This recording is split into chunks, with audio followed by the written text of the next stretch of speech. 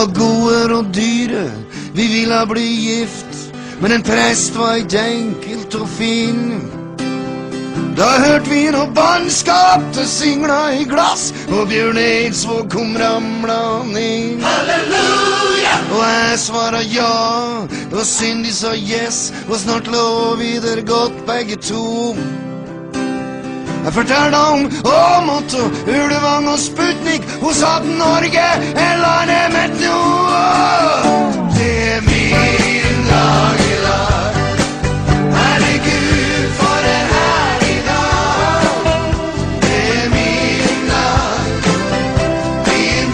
i dag. Det er min dag i dag, herregud for en herlig dag. Det er min dag i dag. Ja, det er min dag i dag, herregud for.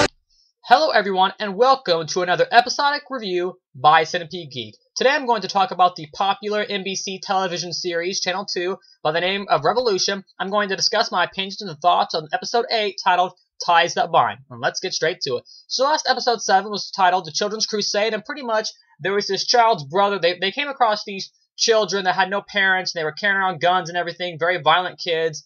And we come across this child's brother, and he's missing on the Monroe militia ship, and they pretty much want to make his brother a part of the Monroe militia. That was the plot of last time's episode.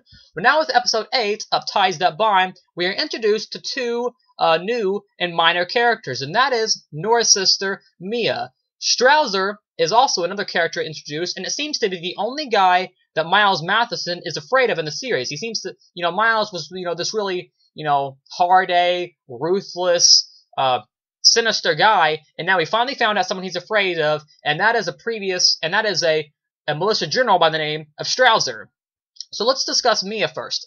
The flashback sequences in this episode are of Nora and Mia, and we find out that Nora and Mia's mother was killed 2 months after the blackout. They traveled a long ways to get to the beach to find their father, and they found out that he wasn't there either. Well, it seems that Strouser has Mia captured with a cloth in her mouth, and he's trying to lure Nora out. And he says, I will not kill your sister Mia if you hand over Miles Matheson, if you give him to me, and you also give me the USB pendant that allows for electricity to be used in a certain amount of time.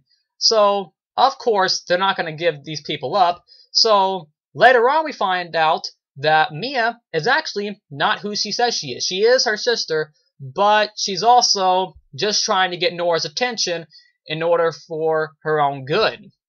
She ends up being sort of a bad character, but we don't know this till later on. So anyways, Mia asks Nora, she's like, hey, I found our father. He's back in Galveston, Texas. Come with me. And Nora is pressed with this thing. That's pretty much the gist of this episode, episode 8, Ties That Bind. It's pretty much what the gist of the episode about. Nora is having to decide whether or not she should go with Mia back to Galveston, Texas to see her father. Later on we find out, like I said, that Mia was actually lying, and she was trying to save Nora's life, and she ends up taking the USB golden pendant from Aaron's character, the guy with the glasses, from Aaron's character in the series, and she ends up handing this pendant over to Strouser's character in the TV series titled Revolution. So like I said, we found out that she's a bad person.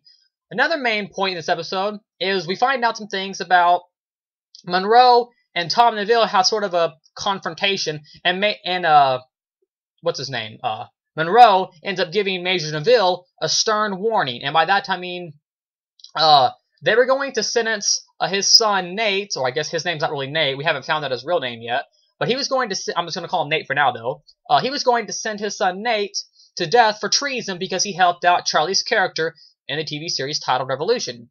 He was going to send him to death for treason. Well, he says, your son Nate can die by execution, or we can send him over to California. Well, California is like 4,000 some odd miles away from their current state of where they're at. So he's like, I don't want you to do this, but, I guess I'm going to have to let you do it. So, what's his name? Excuse me. Sorry about this. it's a little hard to remember everything. Tom DeVille's wife ends up telling him a very useful and very relevant piece of information, saying that one of Monroe's essential operators, one of their sons, ends up that has been working for the rebels for a long, I don't know how long exactly, but for a long time now. And because Neville uses this information to his advantage, he tells Monroe this, and now because he told Monroe that, Monroe lets his son off the hook and says, hey, I'm going to let your son stay here with you, but you have to keep your son in line. Don't let him go away anymore. We also find out that it seems Tom DeVille might go up in the ranks a little bit. Apparently, Neville's wife says, hey, Monroe, he's kind of a nutbag, he's kind of crazy. She says, he's no longer fit to lead this militia. And she says, she's like, hey, we need someone like you, Neville, that can lead this nation to greatness. And he's, very humble. He underestimates himself, she says. And he says, he's all, I guess you have someone in mind. And he knows she's talking about him, but he doesn't think he's quite ready. He doesn't think he's quite yet ready to lead the nation to greatness. And that's pretty much the gist of the plots of this week's episode 8, titled Ties That Bind, of the TV series titled Revolution on Channel 2, NBC. All I want to say is that this is probably one of the best episodes yet in the series, and I know I've been saying that a lot, but this one I really feel like that, and let me talk to you why. First off, is in a matter of minutes, let me discuss what happened first. There was a scene where Nora was going to listen to her sister Mia, and she was getting ready to leave to go back to Galveston, Texas, before she ended up changing her mind because of what Mia actually done. Well, there's a scene where Nora and Miles end up kissing, and they have kind of a thing going on, not majorly, but it's kind of, undertones, of it, and so they have a thing going on, and there's a scene where they're kissing, and then she had to leave, and it shows them kind of standing there and saying, saying their goodbyes, and then she leaves with her sister Mia, and they go walking off, and then shortly later on, she finds out what's really going on with her sister Mia and the whole USB pendant. Well, I have to say that during that sequence, I wasn't full-on bawling to cry my eyes out, but my eyes were watering a lot, and during the sequence, my eyes were watering. Then about 5-10 minutes later, about 5 minutes later, we found out what really was happening. We found out, that Mia was tricking Nora just so she could save her own tail.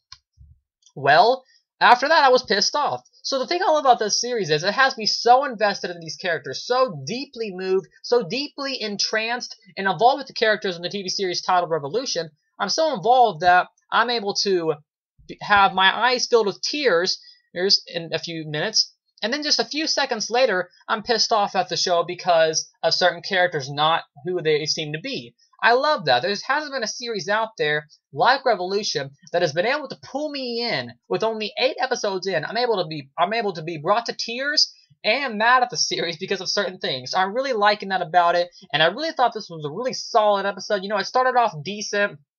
30 minutes in, it got pretty good. 45 minutes in, I was in tears, and like I said, 5 minutes later, I was just, I wanted to, go up and punch the TV in the face because of the things that were happening. Next week's episode is called Kashmir, and it's episode 9, comes on November 19th, Channel 2, NBC, if you want to check it out. Like I said, episode 9 called Kashmir, and I believe that's a title of a Led Zeppelin song they're using in the series. They've been making a big deal about that Led Zeppelin song being in the series. I guess that song it's based off one of their song titles in the lyrics. So anyways, it looks like the main thing is, I forgot to say, that Strouser went and gave Monroe the USB pendant necklace. He now has this necklace. So we're wondering, the main thing about next episode is, whoever has the USB pendant golden necklace, whoever has this necklace is in power. If you have the necklace, you have the right to, you can build tanks, you can have all this stuff. And it seems that Danny's mom has a little machine where you use this pendant to make the machine control and work and operate, and now you're able to operate tanks and guns and missiles and all sorts of militia machinery, and now they're using this pendant to their advantage to make weapons and ammunition of that sort so they can fight and kill other people. So like I said, you have the pendant, you hold the power, you hold the key to the universe, pretty much. So now it seems that everyone is trying to get the pendant for themselves. You know, Charlie's gang is trying to get it, and then Monroe is trying to hold on to it. And it also seems at the end of the episode we have Randall and Grace's character in the show Revolution, and Randall seems to have some sort of factory underground. I'm not for sure exactly what it is yet, but he has some sort of factory. I don't know if it's underground, I just said that, but he has some sort of factory, and he says, you know, and Grace is like, what do you want me to do about it? He's like, you're going to help me. So I'm not for sure too there. I guess we'll find out more in the next episode. But like I said, episode 9 is going to be about the power with the USB pendant, and whoever holds on to that holds all the power in the series. That's the next episode. Like I said, it premieres next Monday, November 19th, episode 9, titled Kashmir, like I said, based off the Led Zeppelin song from the titles. Like I said, this was a very solid episode of the series, one of my favorites so far. Like I said, I really like the episode with Tom Neville, where you get to learn his backstory, and this is so far probably my second favorite episode because I was able to be brought to tears and pissed off at the show at the same time. And when a series can do that, I would say it gets approved my B, a big 2 thumbs up, and I would say it's a quite well done series with that kind of thing going for it. Anyways, tune in about like I said, only 2 more weeks left of Revolution, then we'll be waiting till March 26th of 2013 for episode 11. So make sure to watch these next 2 episodes. 2 more weeks. Last episode will premiere November 26th, and it'll be called Nobody's Fault But Mine. Anyways, I'll see you guys later with another review next Monday of the TV series titled Revolution. Until then, see you guys next time.